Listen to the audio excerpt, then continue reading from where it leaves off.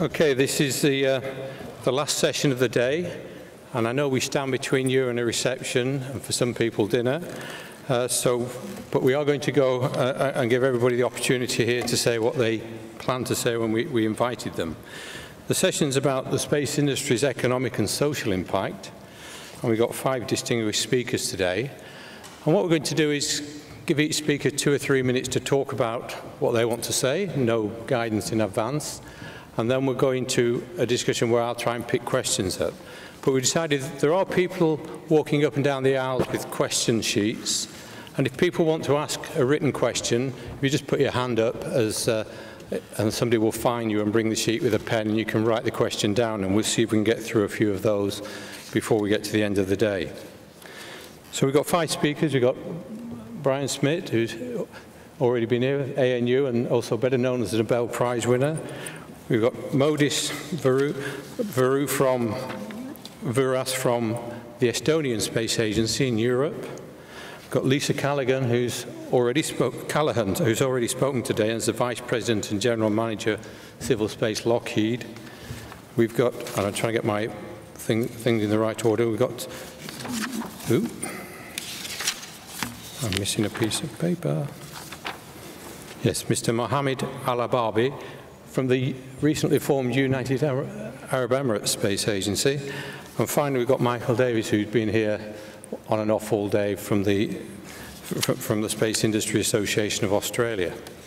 So with that, rather than going to anything else, given the time, I'll ask Brian if he'd like to come up first and give a short presentation with a slide. And don't forget, if you want to ask a question, feel free.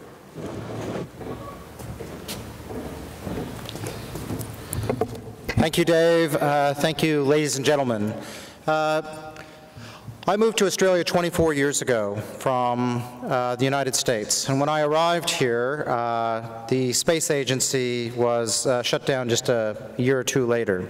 Since that time, Australia has been looking back to the time of its launching its own RESAT back in the year I was born. And I'm very glad to see today that, of course, we're looking once again to the future. If you think about space and why we do it initially, we have done there because it is interesting for us to do. We do it because as humans we are compelled to explore, and it's the same type of emotion that drives us around art and music and literature. It is an expression of being human. But in the process of exploring, we have realized that space is incredibly valuable, that it is part of our daily lives, and if we were to suddenly remove all of the satellites above us, our lives here would come crashing to a halt. And it is that we realize we have an opportunity, because technology is changing, and we are able now to drive the cost of accessing space to very low levels compared to what was in place even 10 or 15 years ago.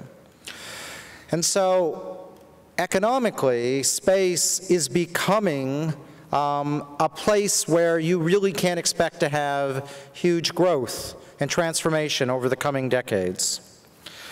From my point of view, if you're going to be in, as Australia has committed today, you need to have the right people with the right training. You need to have a focus on solving real-world problems, and you need to have a critical mass. Now, here in Australia, we really do have the right people. We have worked in astronomy and space-related issues for almost 90 years now, and have had advanced technology programs for more than 50. We, unfortunately, have had a very fragmented program that has never gained critical mass in any part of the country. And while we're working on current space missions, such as the US-German-led GRACE follow-on mission at my own university, and we're actually trying to have innovative programs to manage space debris through our Space Environment Cooperative Research Center, the reality is that most of the capability is spread around the country. And so we have the right people. We haven't really had the critical mass that we need. A focus on solving real-world problems, I think, is a must. As I said, each of us is dependent on space and space-related technologies in our daily lives. And that's where the innovation is going to come, to solving real-world problems. And problems might be my own of trying to look at the most distant galaxies in the universe. That's a real-world problem, but it's part of the exploration. But it's also trying to manage the Great Barrier Reef, trying to do precision agriculture and things like that. And by doing that, we will make sure that value is formed. And as I said about critical mass, we're a country of 24 million, but we have a land mass which is the size of Europe or the continental 48 of the United States. We are a big country, and so space provides a huge opportunity for us, if we gain critical mass, to really improve life here in Australia and make a big difference. And so being able to work cooperatively is going to be the key for a country like Australia if we're going to be successful. And so you will see today we're joining forces with places around the country to make sure we work together and do that consistently. Finally, persistence. One problem we have here in Australia is that we have had a lack of persistence in our policies. Policies of science, policies around energy, which is causing problems for the country, and policies around space. And so if we are going to be successful, we need to have a plan that I'm hoping was committed to today, but that plan also needs to persist and not be changed every year or two. We need to have the investment of companies, both Australian and around the world, and for them, they need a plan that they can count on will be in place for years and even decades to come. Thank you very much.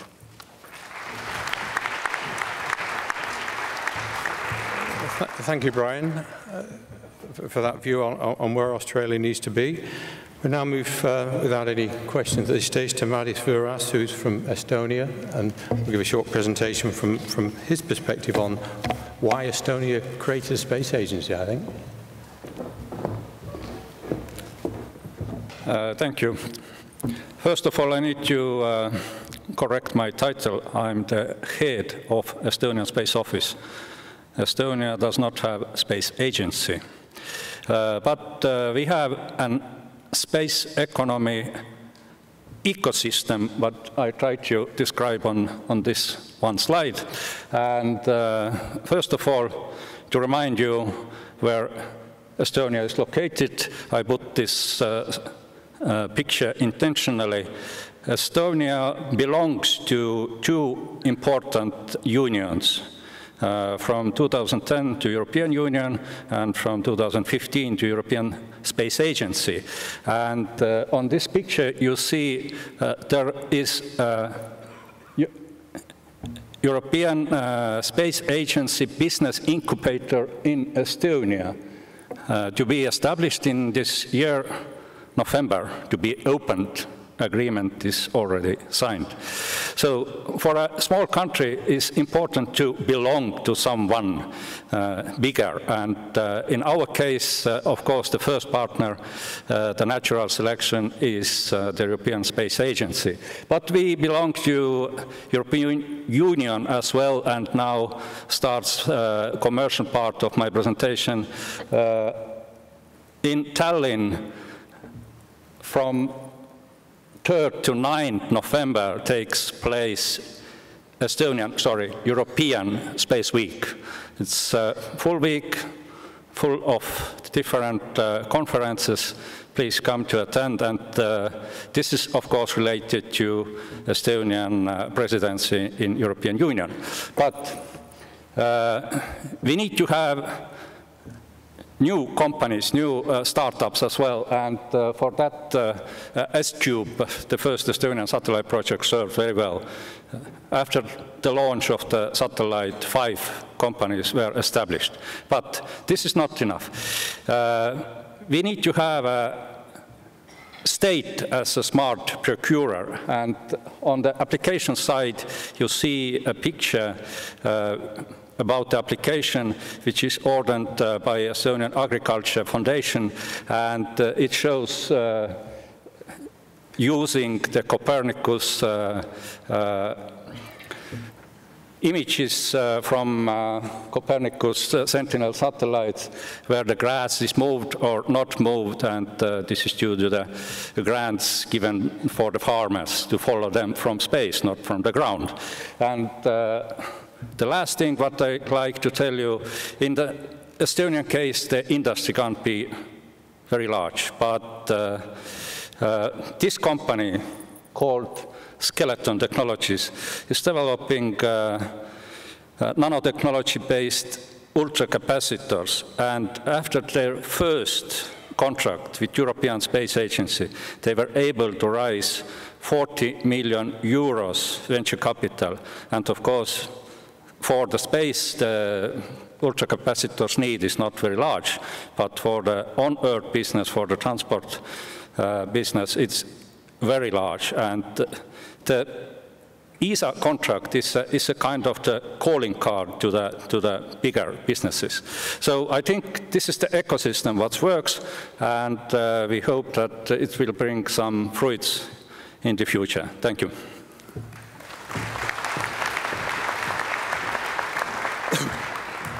Thank you, Maris, and apologies for promoting you to a space agency. I obviously got the wrong brief, but may you join us in going there.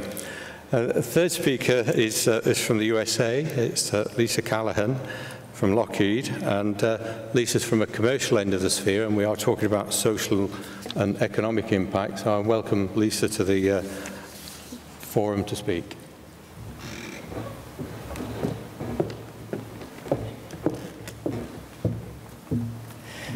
Thank you, and I'm looking forward to the discussions today. As I thought about today and what I might present, I thought that the themes for this year's IAC align nicely with how I could approach this. Unlocking the imagination, fostering innovation, and strengthening security are the three themes for the IAC, and I think it applies to Australia as we look at how to grow the space industry. Unlocking the imagination. Space is inspiring to all generations. And while many of us will not actually travel into space, if you think about it, literally hundreds of people stand behind one person going into space in that endeavor alone, whether that's engineers, scientists, or technologists. And Australia has a strong population in the space industry of 11,000 people today. And clearly that will be growing with today's announcement of a national space agency.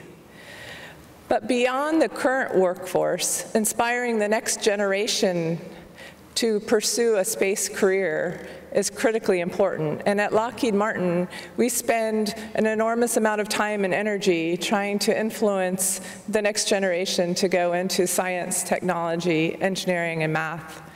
And we're really honored to be a sponsor for some activities here in Australia as well.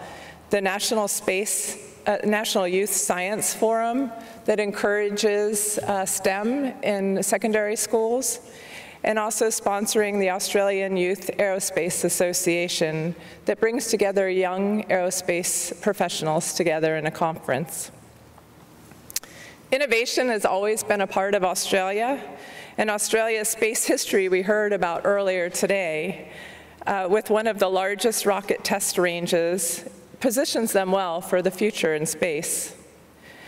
During my travels and my time here in Australia, I've noticed and observed the pioneering spirit, something that will also bring them forward into their space endeavors. And technology. Your technology of automation and robotics that you use in your mining industry will also help in space exploration, and we look forward to seeing how you bring those forward. Today, Australia's capability is positioned for growth, and we are proud to be partnered with local Australian industries like electro-optical systems, where we've partnered together to bring a capability to look at space debris in Western Australia. Or with Geoscience Australia to experiment in how we could take GPS and the Galileo constellations to perform a more accurate way of measuring the global navigation satellite systems. At Lockheed Martin, we're excited to see Australia announcing a new space agency, and we welcome you into the global space community.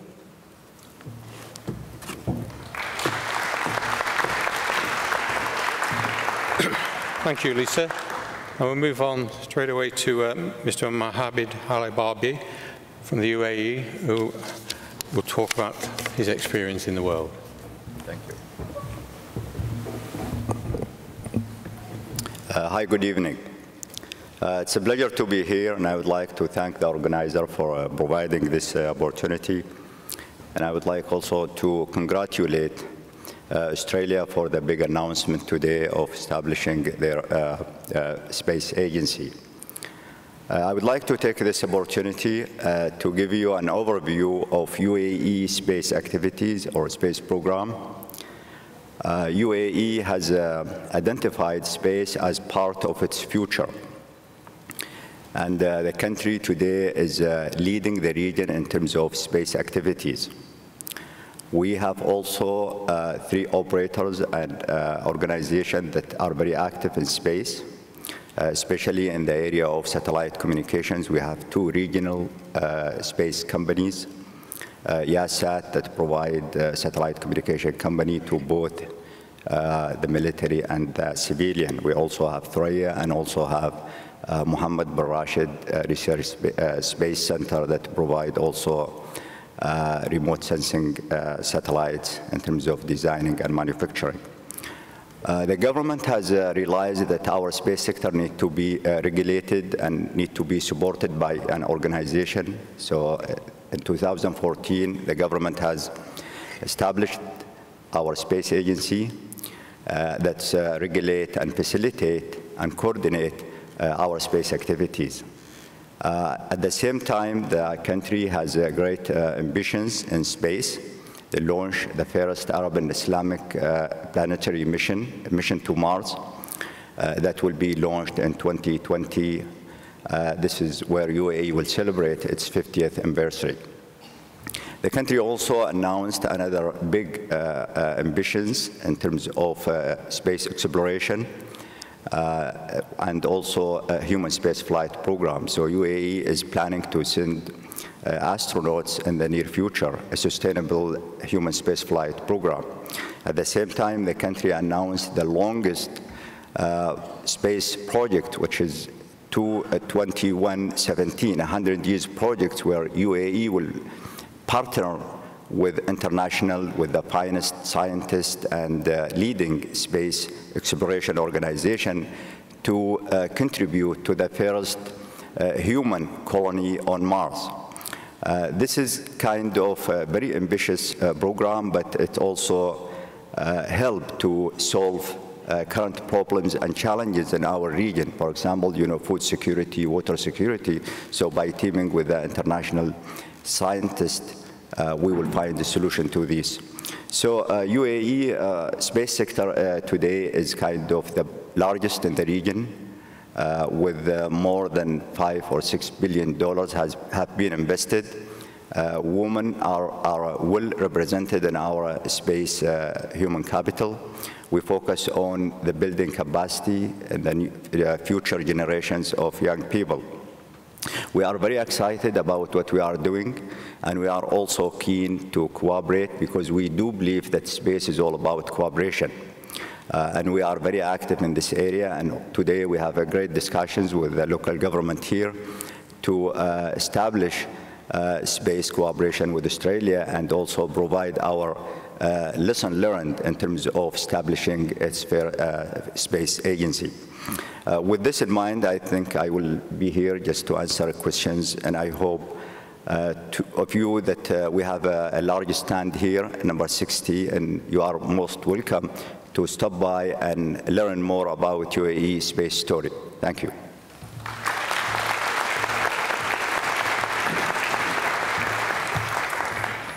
Thank you, Mohammed. And then the last of the short presentations from Michael Davies, who between organising the event and making sure everything runs smoothly, has still got time to put his thoughts on paper and come up and tell us a few words about space.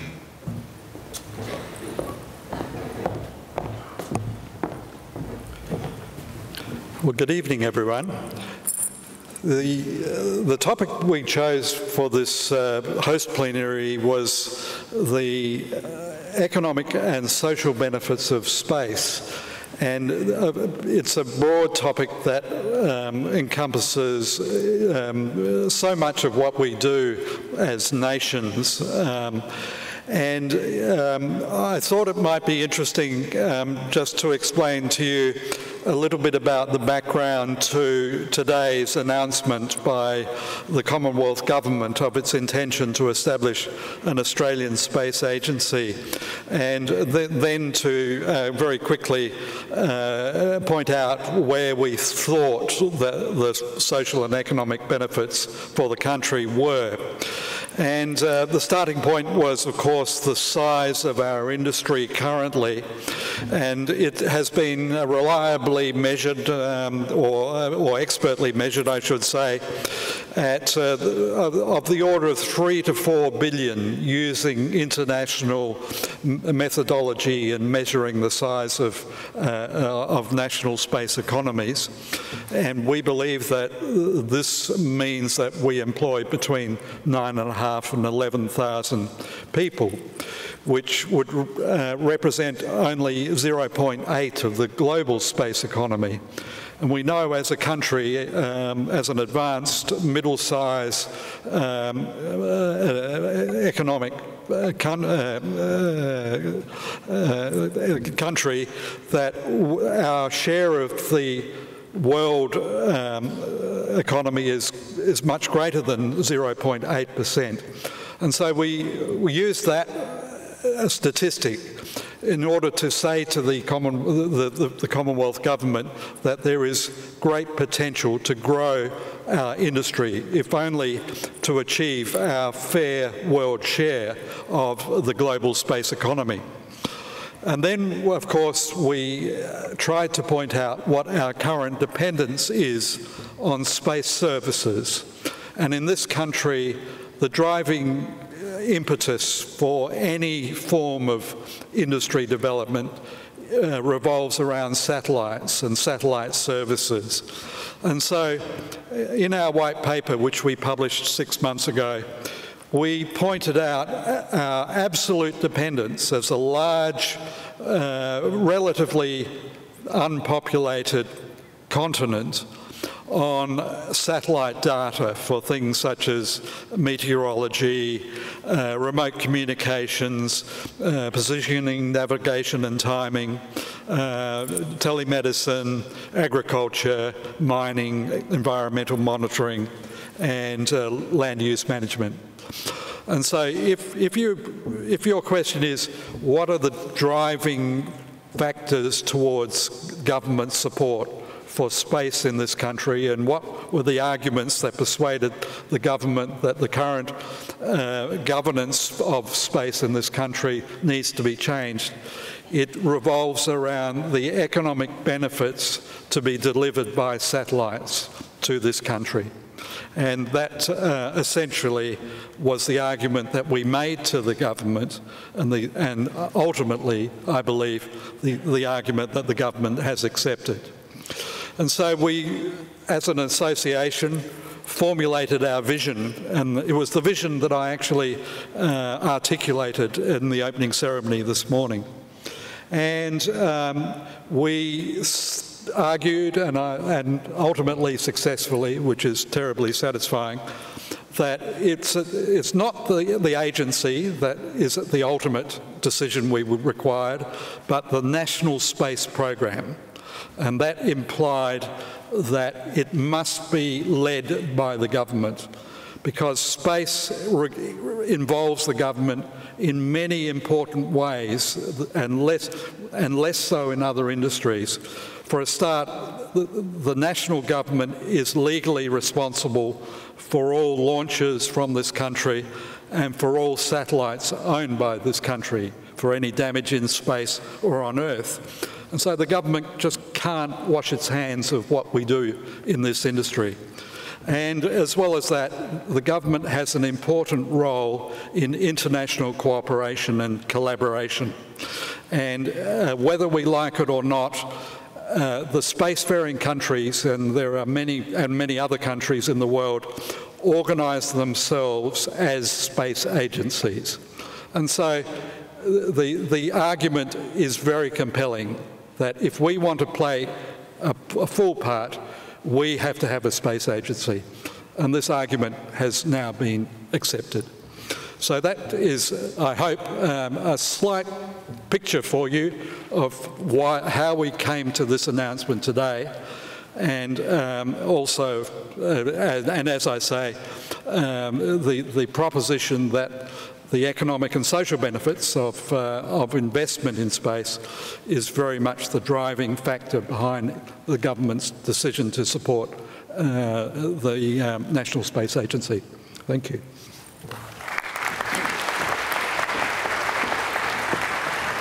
Okay, so can I ask, can the panel hear? It's a little bit hard to hear at this side of the table. Can you hear properly or not? Or you can hear now there? Because it depends which way people face. So I'll stand here for a moment because there are only 3 microphones and see if we can get some questions going. And we're talking about the social and economic impact of space.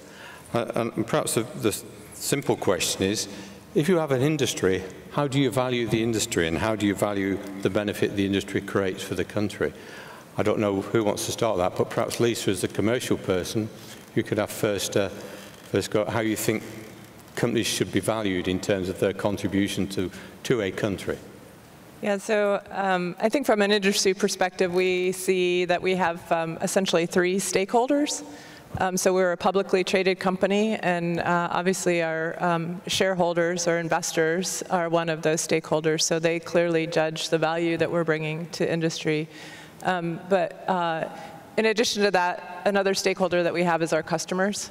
And really it's the value that they see in what we're bringing to their programs and to the opportunities that we're working with them. And those customers are broader than just our direct customers. It could also be our Congress, our politicians that fund the future space exploration programs in the United States. And then lastly, the third stakeholder that I see is our employees and our industry value and how well we engage and inspire them in the workforce and then recruiting new engineers into our workforce. Does anybody, Brian? I think there's also an issue of public good. So there's clearly direct economic returns from commercial activity, and that's relatively straightforward. But when we look at the role of these industries now, we have land management, we have water management. We have the ability to, as a country, for example, make long-term predictions on weather, which is not charged for, yet it provides a great deal of benefit. I'm a winemaker, and I actually use these forecasts in my wine. I don't have to pay for it, and I'm kind of grateful for that. And then I would say there's always this future look. And so if you go back to 1970 when we were going through and putting in the first satellite navigation systems, which are for the military, and now we're talking about everyone not driving cars themselves based on that technology. Well, okay, so 35 years have gone by, but you got to look 35 years in the future to judge the investments today, and there's no way to do that. But we know what happens when you don't look to the future. It's called the Dark Ages or something similar, and we don't want to do that. So you can only capture so much, and it's not, the rest has to be a bit of a leap in the faith, knowing that doing nothing is actually going backwards. I would add to measuring of the impact to the industry another dimension, and we measure industry in accordance to the turnover, but there is always an indirect impact from this contract that brings the turnover to the company. And it's interesting, it has been measured in different countries by different technologies, and it's called a multiplier. In some countries it's 6, and in other countries it's 2. But how to measure this example, what I brought, if as a result of the contract with the space agency, the company got funding from VC around 40 million euros. The contract was 200,000.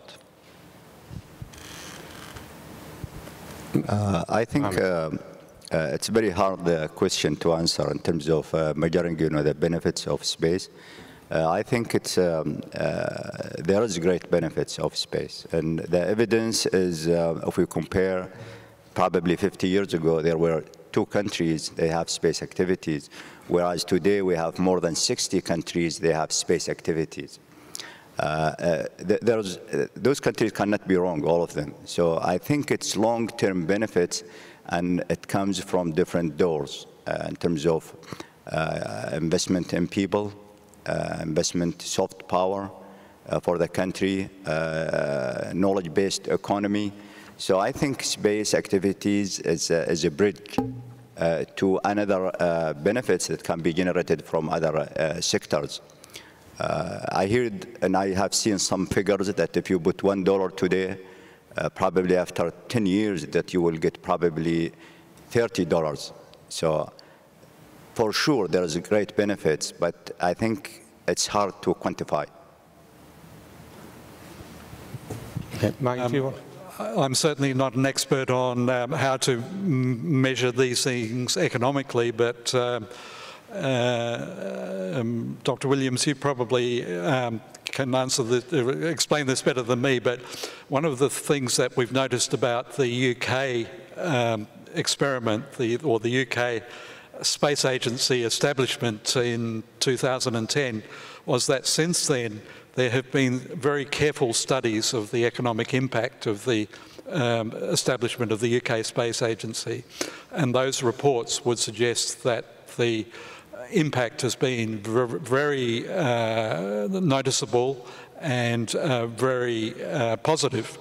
The thing that interests me is, how do you measure or value the non-economic impacts, the social impacts? And here we're talking about things like the fact that young people love hearing about space, or young people love hearing stories of astronauts, or the inspiration that they might get to follow careers because of what they see on TV or hear at school. And that is the interesting question in my mind. Can you translate that into some sort of economic value? And as I understand it, some economists try to do that. And other economists say, well, I won't even attempt to do that, but you just recognise that there is this unmeasurable economic benefit associated with the enthusiasm and the fact that people love being associated with space. Yeah, well, perhaps you asked me a question there, so I think you probably deserve an answer. I mean, when I set up the UK Space Agency, we did it on the back of about 3 years of work, probably with 800 to 900 people across the country from industry and academia and government involved in looking at all the applications of space, all the technical opportunities to identify where the UK should focus its efforts, because UK was a relatively small agency, couldn't afford to do everything, had to choose the technology it went into, but also how those benefits would evolve out into the community at large. And it was a difficult task, but it was helped a bit by UK Treasury, which is quite unique in that they can convert anything to money. And they did it, they converted apples, pears, carrots, and they converted it all to bananas. We used to call it bananas because the answer was wrong. But the point they were looking for is a ranking system across the opportunities for government spend. So we were doing a ranking system across what we should do in space. They were doing a ranking system on the space group, whether that was better than choosing a different place to put money as a government. And they came out in our favour because they saw that the benefit was across social, across government, across industry, and across education. But it was a fairly big challenge. It took best part of 3 years to do, and it was a fairly serious, in-depth piece of work. So yes, the UK have done that, but the UK Treasury had a formula to convert everything for us. They accepted the answer was wrong, but they accepted that the ranking between areas was a good measure of where they should put money. Because governments spend money. They don't sit there saying, I'm not going to spend money, and what you're trying to do is convince them to spend it in your part of the world and not somebody else's, effectively, for the benefit of the country. And that's what we went through. Perhaps moving on from there, and you can go through this, is we talked about the social and how you measure it, but also the education. I mean, you know, when I was back in the UK, 3 subjects interested school kids. One was dinosaurs, another was space, and leave your imagination to the third. But do you see space as an important tool in bringing children into STEM subjects? So it is very clear that, as you say, dinosaurs and space are great entrances into science more broadly, into engagement for young minds that's quite universal, the interest in space. And so I think that's one of the great social benefits, is it helps from having stagnation occur, which is what happens when you don't keep exploring and doing new things. And so it is used to mixed results in curricula around the world as an entrance point. It tends to be quite done quite informally. And so you will see it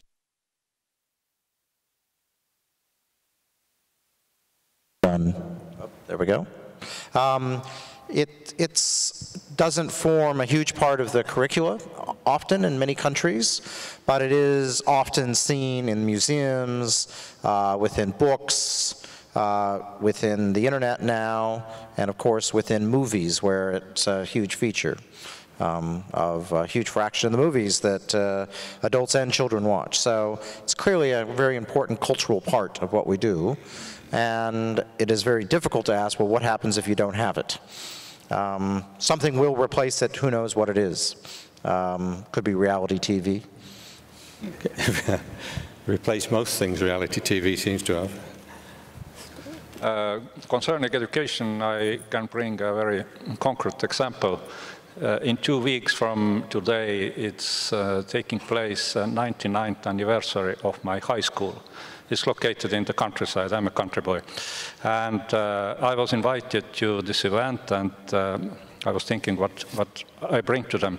And I'm bringing to them an antenna, an helix, helix, it's the exact name.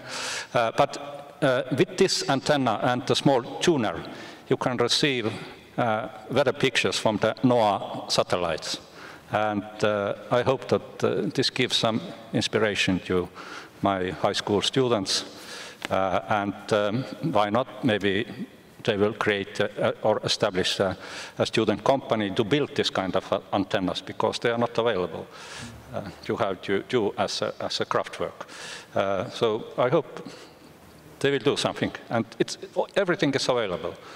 Every program, every tutorial is available in the internet. So you can have your own weather station and receiving data from satellites. Yeah, I think as I think about education, I think one of the things that really helps students to learn is by doing and having practical examples. And I think space is an inspirational environment in which you can show them concrete examples of why you need to understand math, or what the equations in physics were just about and how that would play into this. So I think by leveraging space as that inspiration to help them learn and give them practical examples, it will certainly keep more students in STEM going forward. In our case, we think space is a tool to inspire young people, and also a platform for innovation and research and development.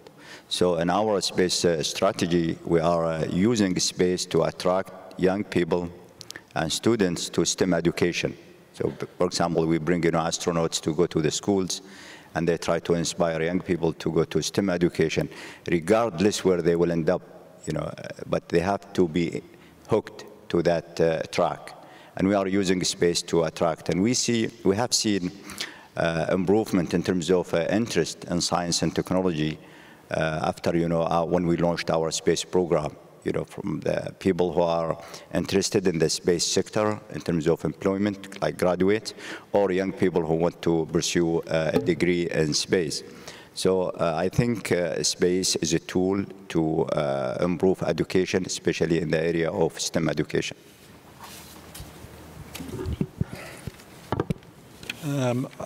I guess my experience of space education is more around the preparation of young professionals for this industry. And that's another aspect of education, of course. We have established 6 years ago an annual interdisciplinary professional development program for young professionals from around the world, and that's been quite successful. And you may have recalled that the Premier said that in the opening ceremony that the South Australian government has decided to invest money not just in training but in incubation and acceleration. And I've certainly noticed that many of the young graduates or even young people who are yet to graduate are increasingly interested in the idea of becoming entrepreneurs. We have to be realistic about this because they're not all going to succeed and they're not all going to get investment. But there is a definite shift, I think, taking place not necessarily among the traditional university programs, but in the thinking of the bright young graduates that their future may be in starting their own businesses. And space is the increasing accessibility of inexpensive satellite components, just as purely as an example, is encouraging young people to think that maybe they can make a business out of developing their own satellites. And we have several companies right here in Adelaide that are doing just that. Okay, can I ask down on the floor, did we get any questions from the floor? I think we should show Willie. Okay, thank you. Okay.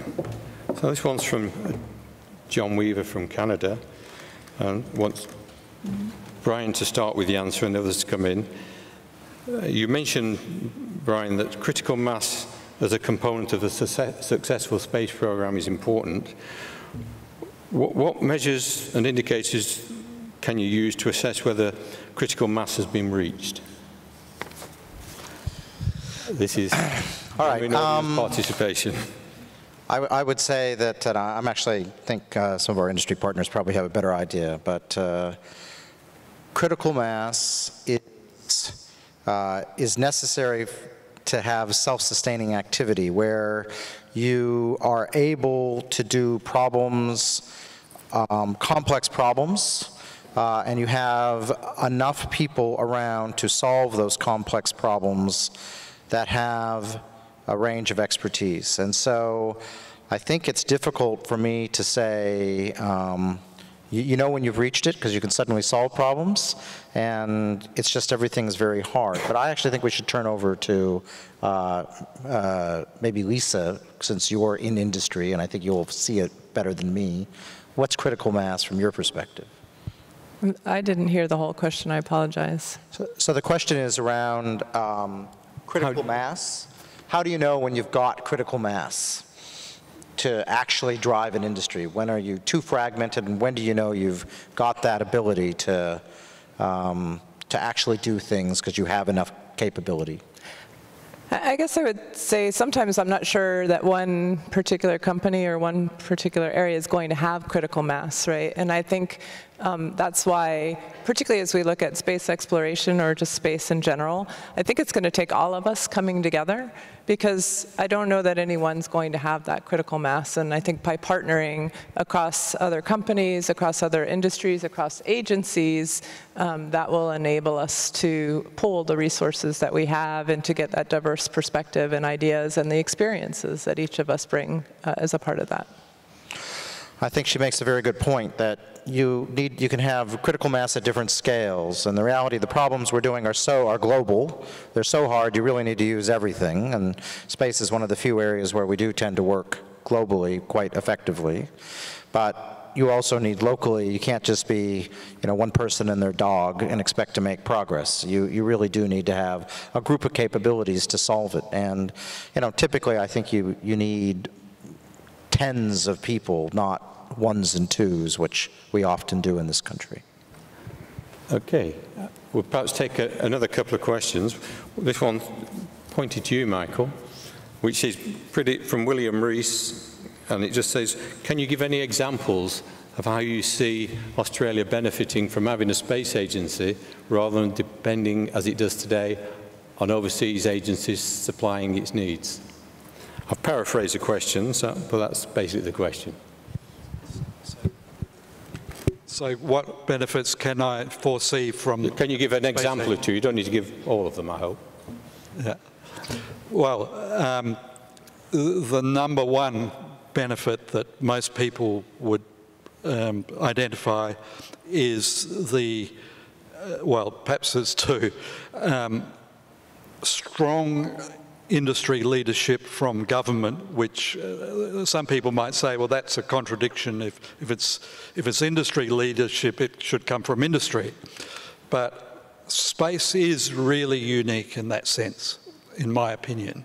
And it doesn't matter what part of the world you look at, government continues to play a vital role.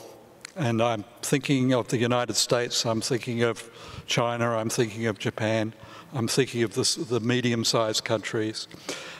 In each successful spacefaring country, government is there coordinating and leading.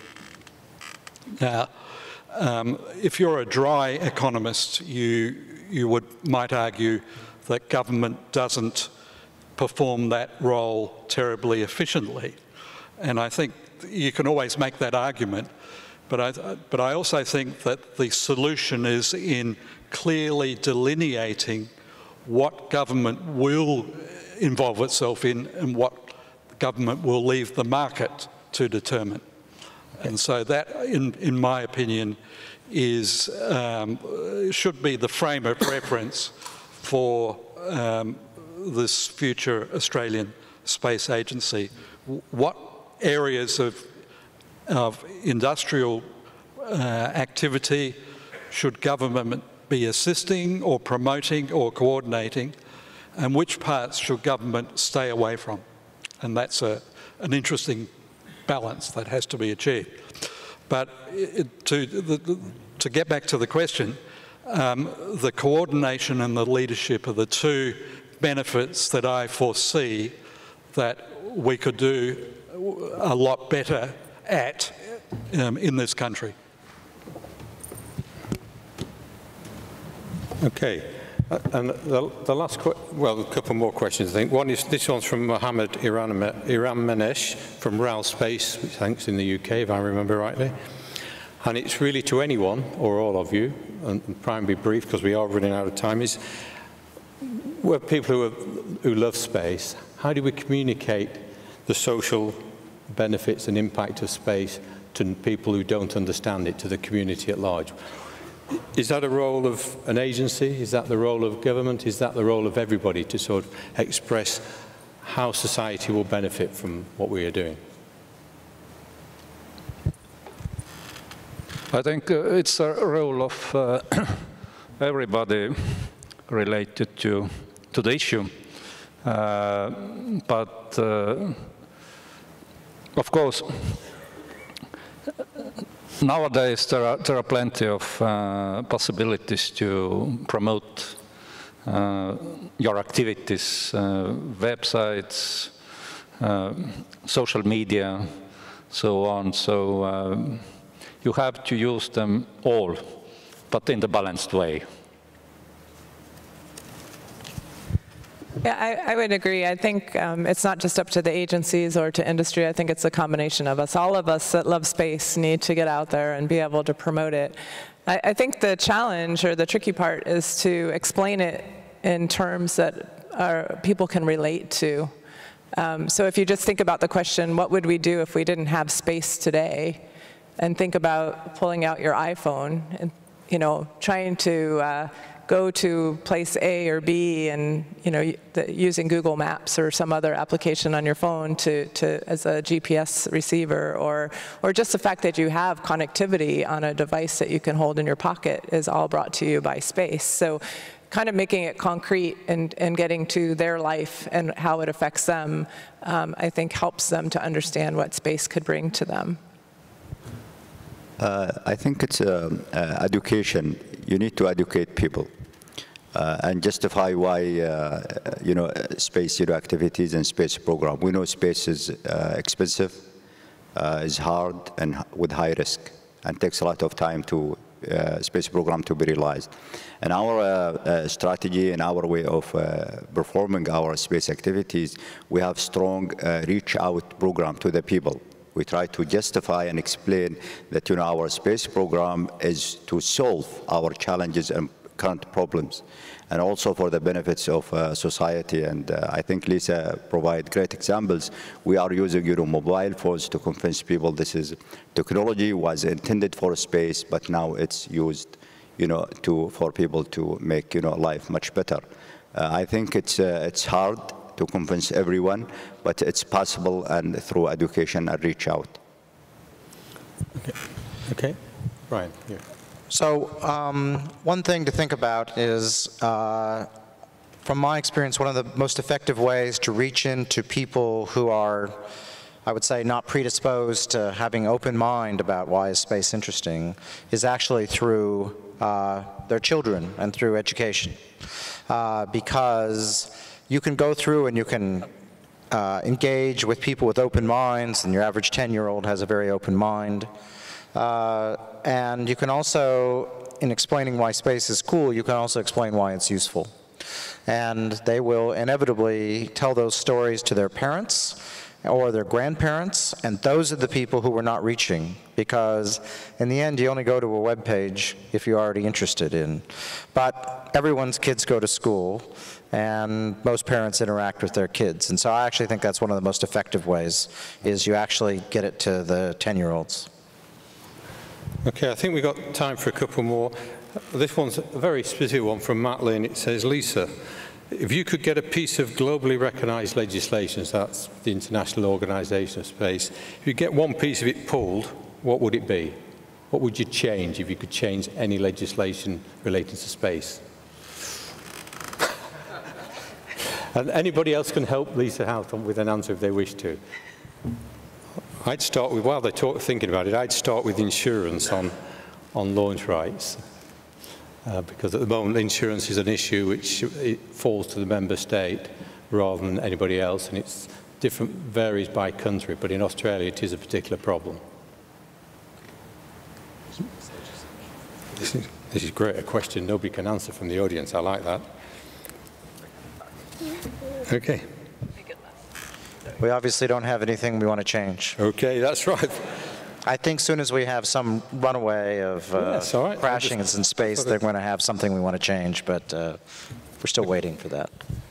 Okay, well, I think for a final run down the line, I think give you an opportunity to say a few words, but also ask you to say, the two Australian people present, is there one thing you'd like the emerging space agency to address as a subject matter? And for our colleagues from abroad, is there one thing that you think, as a country with a niche capability, you think Australia could really focus on? And then you can add whatever you want as closing remarks. So, Brian, do you want to go first? So, what would I like the subject matter? I think that because we have such a vast land, the ability to go through and use downward imaging in all of its forms for creating economic opportunities, but also just public goods like monitoring, improvement of the environment. I think that's a no-brainer for Australia. There will always be defense and security things that link in as well. So I think we need to focus, at least in the first instance, on things we know are going to be valuable. But this is a place where the technology is changing very rapidly. And so I would expect new ideas of how we can use instruments in space to emerge quite rapidly that are just beyond what I'm thinking about now. So, but I got to start somewhere which is concrete. That's what I would do. My recommendation is very simple, to join European Space Agency as soon as possible. You know, I'm sitting on the ESA Council meeting next to Canadian delegates, and they are very nice guys. You know, I think space is a giant frontier, right? And there's a lot that you could do.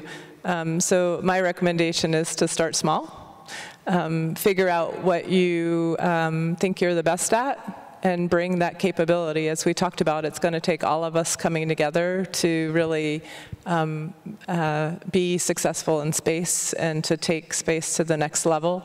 And so I think picking the areas, whether it's technologies that you have as a nation that you're very strong at, that you could bring to the global space industry, or if it's just your passion. You know, Australians, as I said, are known for being pioneers. They don't back off of challenges, and they tell it like it is. So bring that with you. My recommendation to Australia in terms of space program is first to design a space agency for the future.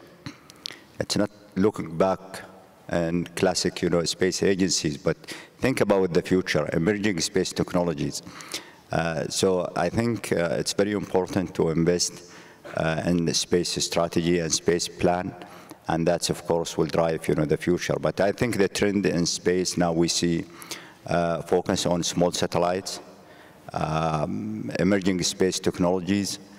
So I think it's important to focus on the future rather than, you know, going back to classic, you know, space programs, satellites, large satellites, for example, and have a niche in space, because competition is very hard in space. Thank you. And Michael, you get the last say.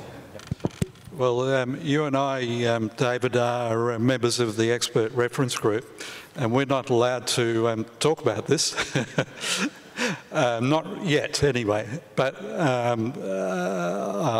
think, you know, all of the... You're still allowed a personal view, though. Sorry? You are still allowed a very personal view. Yeah. Yeah, all of the ideas presented by our colleagues are very valuable. And I guess if I was asked my personal, you know, what would be my number one priority, I think it would probably be a publicly owned asset in space delivering valuable services to Australians. And we certainly have two publicly owned telecommunication satellites that are doing that now, but I'm thinking more in the area of low Earth orbiting satellites.